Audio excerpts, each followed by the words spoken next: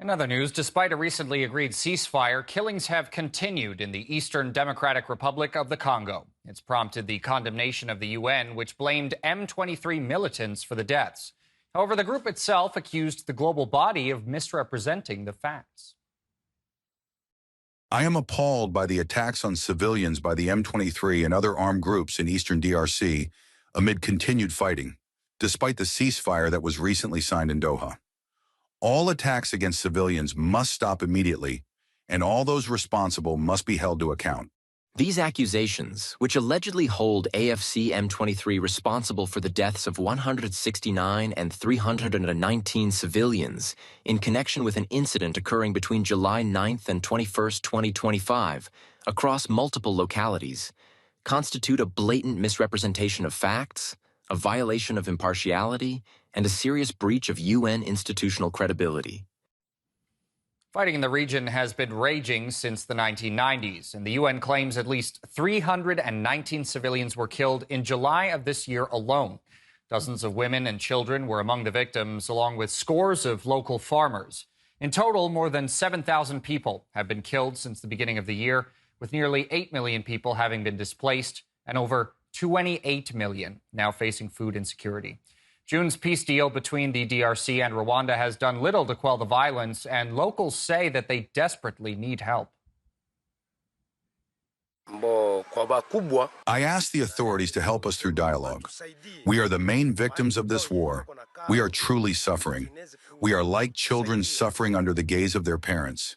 Let them really help us, because all we want is to return to our villages. I am displaced, and we don't know how long we will remain displaced. We think about it, but we don't know how to get out of it. Because so far, we've been wandering around a lot without being able to return home. We have nothing to eat, day or night, and the children cry around us, begging for food. There's not even a way to make tea for the children. Yes, the agreements are being signed in Doha and Washington, but on the ground, nothing is concrete. There are new waves of displaced people, which shows that there are still clashes here and there in the Masisi territory, in Rutshuru, and even in South Kivu. We demand that the agreements be respected on the ground, as they were signed in Doha, so that there be no more displacements. We call on all parties to respect the agreements and the ceasefire signed in Doha and Washington. Civilians must absolutely be protected on the ground, because they are the main victims of all this fighting. Professor of Economics at the ISDR Goma Institute, Dady Saleh, outlined the complexities of the area and how difficult it will be to achieve peace. I think the main question, the situation is not improving, first of all, because we don't yet have a final agreement, in Doha.